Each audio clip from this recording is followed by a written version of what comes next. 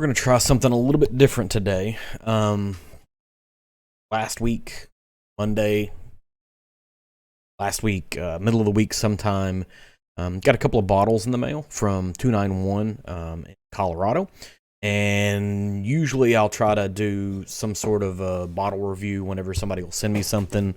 Try to be as honest as I possibly can be. Try to figure out what is likable about that particular whiskey. This is not the first time I've been able to have something show up from 291, so super thankful to those folks over there. But something that was really interesting was, and I'm going to start off with it's a barrel proof single barrel of their Colorado whiskey. I've had one of these before, but I'm going to pour something up just to kind of get a taste going on this. What I'm going to do is I'm just going to actually catalog what I do through whenever I go, what I do whenever I go through tasting notes and kind of find stuff. So this is more of a warm up drink than anything else. Like I said, I've had a couple of the barrel proof single barrels before. So I'm not going to stick with that one for too long, but they've got a new product that's on the market. It came out over the weekend. Super thankful that they were able to send me something to try from that, and so we're going to move towards that. And we've talked about 291 before. There's a lot of unique things about them. A distillery started from a former photographer. The stills have a really unique history of their own. The guy who started up, his name is Michael Myers, so there's a little bit of fun in that one as well. And they have this really fun look with their bottles. They've got almost an old, tiny feel to it. They come with the metal bales on top of it. The interest there is... if I remember correctly, I think Michael was talking about he was watching an old Western movie and they were transporting maybe some nitroglycerin or something that was incredibly explosive, and they had those sort of metal bale tops on it, and he just liked the aesthetic of it. They finished with Aspen Staves, which is a unique finish in and of itself. And so, that's something that kind of differentiates them. Now, one of the things that I like to do is I usually like to try to taste something, kind of, record my own thoughts on a piece of paper. Then I'll go out to a couple of sources that I might trust, and kind of validate some of the things that I thought that I tasted. Because at the end of the day, I am by no means a person who knows a lot about this. So I try to think if I'm too far off base, and if I can kind of draw some dotted lines between what I think and what someone else thinks, then I'll go ahead and kind of stick with that particular version of it. If not, then I'll come back to it another day, because my palate could be off. Maybe I had some spicy stir fry for the day. Maybe something else is going on. And if I do this 2 or 3 times and I keep coming back to the same notes, then I stick with whatever I'm coming up with, because that's just the way my palate responded to it versus someone else having their own palate. And I pen and ink, and then I'll kind of do some research. But they're doing a new whiskey, and if I remember correctly, I think this one came out of their some of their experimental series. They've had the M batches and whatnot. They've done some malted whiskey, and this one is 100% malted rye, which is unique in and of itself. And the marketplace, I'm gonna pour that out and let it sit for a little bit. The bottle has their traditional look to it, but it's got this all rye. Appreciate the Matthew McConaughey notes there. And I'm using a glass that's got a wide base on it, and it's got a nice tulip on the top of it. I have a couple different things that I might taste out of. Not that it necessarily makes a huge difference for me. Like I said, I'm not an expert at any of this. But this is what they're doing. And they have a rye whiskey already in place. But this one is going to be 100% rye Colorado whiskey, finished with Aspen Wood Staves. So we're staying at that. We're going to be at 132.6 proof. I really appreciate that they sent me this. And so, we'll go ahead and we'll toss up a picture. So this is what the bottle itself actually looks like. This is something that I snapped off of their Instagram, and so as I'm doing these things, um, maybe we'll have something to kind of look at there.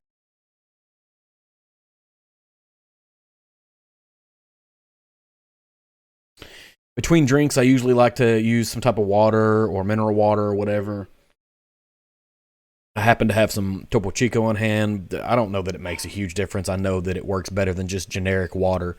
But I don't know that the brand of seltzer or mineral water matters, or if just the fact that it exists. I don't know. I'm just an amateur trying to see what all's going on here.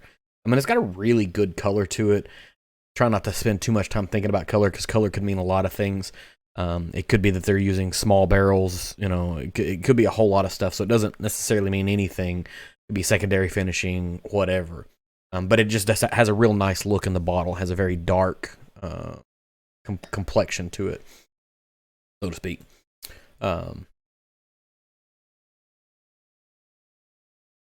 Yeah. So the Aspen is for sure there. That's the one thing you expect. I think anything that comes from 291 Aspen Stave, it should be a prominent note. So we'll go ahead and record that one down. I really know how to do this with the microphone in front of your face. It's a little bit ridiculous, right? Having this thing jammed in front of me while I'm trying to drink through the same thing that I'm talking through. Maybe we'll get this sorted out. That I haven't done this before. This is a new thing for us to try out. Try to give it as much air as possible. This is a brand new bottle, something that I've never had before. And to that point, not a lot of people have. They say one side of your nose sniffs different than the other side of your nose. I think that's true for me. I don't know.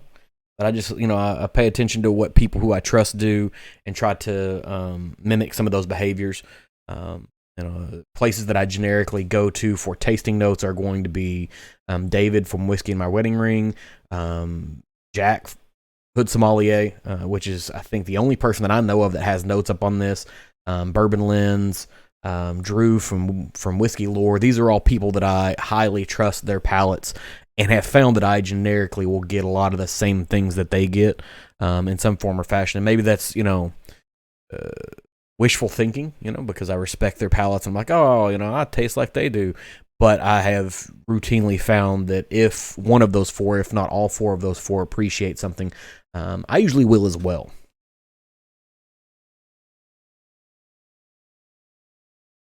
There's definitely a lot of caramel, creamy caramel, maybe caramel caramel. I don't know. And usually, what I'll try to do is if I can take the different things that I smell and taste and put it into a memory. That's something that sticks with me even better, right? And so, Aspen is not something that I necessarily have a point of reference for in my life, but creamy caramels.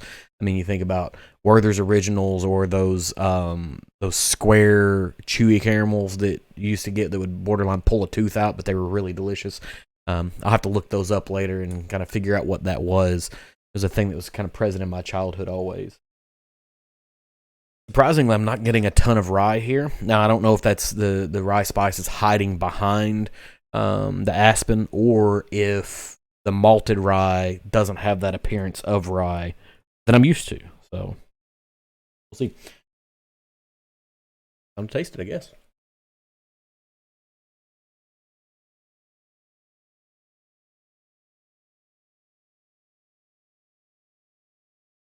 Yep, the rye is definitely in there now. A little bit drying, which I really like. I like something that sort of dries out my mouth. I've always been a big fan of tannic wines, and this has a similar behavior to it. And it's got a um, good solid mouthfeel to it. I wouldn't say it's super oily. If I were to think of like from the thinnest thing to motor oil, this is probably somewhere right dead smack in the middle of all of that. It's almost got a softness to it, but I feel like that's maybe the malting. I don't know. It's a medium mouthfeel.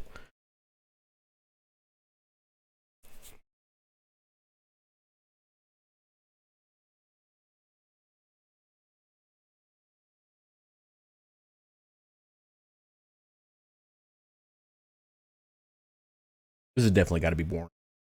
No one is going.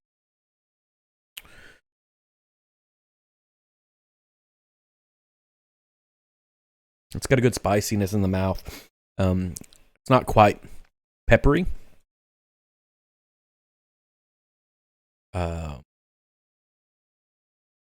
I'd try to name off some type of a really esoteric pepper that's only found in Thailand or something like that, but I'm not that guy. I can't figure that out.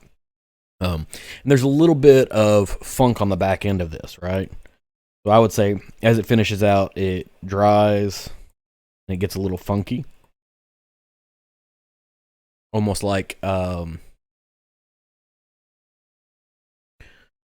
old wood that has been wet at some point in time and dried back out again, and got wet and dried back out again.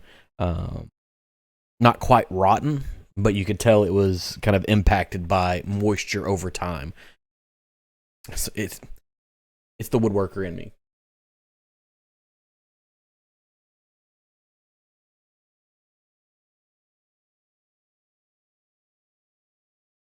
There's definitely some other stuff in there. I don't know. So let's go out to the internet. Let's see what we've got. We've got a few notes. We've got aspen caramel, creamy, drying, definitely rye, medium mouthfeel, spicy, and some funk to it. And so, we want to hop out there and see what we've got. So I've got a web browser opened up, 2 tabs ready to go. Didn't look at any of these yet, right? And so we'll see what everybody's got out there. I did see that Bourbon Lens had something, and so I pulled that open, but did not look at it beforehand. This is their small batch rye, and they're talking about notes of leather and dirt roads and cowboys and all of these different things. Super fantastic marketing. Gotta love what they're doing here. So we're gonna hop over. I know how to do 291. So they're all rye. All rye is rugged, refined, and rebellious whiskey in a single malt expression. So it's a single malt, 100% rye malt, finished with toasted Aspen Wood Staves, rich, complex flavors, colors, and mouthfeel. Colorado malted. Ooh, that's interesting. 50% Colorado malted rye. I shoot malting. And 50% German rye malt. That's interesting. I'll have to kind of poke around on that a little bit. This is where we're getting this. This is from their Instagram page.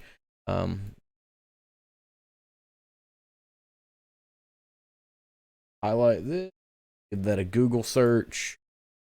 Come back to that in a minute. We can go learn about these things. This is what we do because we're nerds. So like I said, I haven't seen any real notes on this particular one yet. I did see where Scott and Jake put something out. Close that out and see what they've got here. Looks like there's fantastic. That was on March the 12th. Scott posted this. If you got to pick one person who's going to post something from there, maybe you're glad it's Scott. I like Scott a lot. Hop through here. Tasting notes: cinnamon raisin French toast, Irish breakfast tea. I can get tea for sure. Yep, I'll give it that. Sawdust. Maybe that's my dust. Maybe that's my funky wood note. Plum pudding, black pepper. So he gets black pepper. I got something, and then a salted caramel. So I feel pretty good about the notes that I have here, right? Because I trust his palate and what he's got to say about things that were in here. Like I said, this is like they've got the same note in here. This came out of their lineup for the 291E batch, one of their experimental ones that they've done.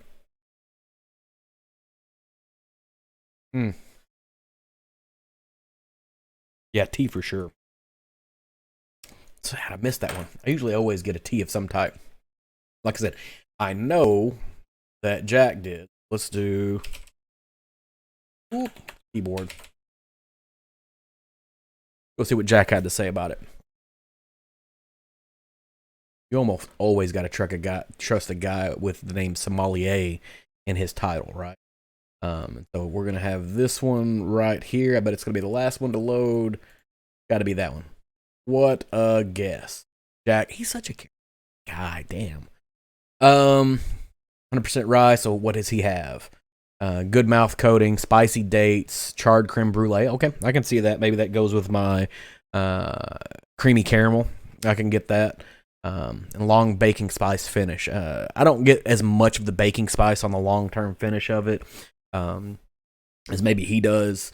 But once again, we've got some crossover in the things that we're tasting. And so, that's kind of how it's going to be. And so basically what I'm going to boil this down to is when I look at this, I've got on the nose, I smell aspen caramel and creamy. On the palate, I get drying rye, medium spicy, funky tea. And so I'm going to try to find a way to bring all of those things together in a centralized tasting note. I'll either take a picture or steal a picture from someone, and we'll post it on social media. So that's generically how I go through tasting these, right? Now I'm interested in this German rye malt. Is it a beer malt, maybe?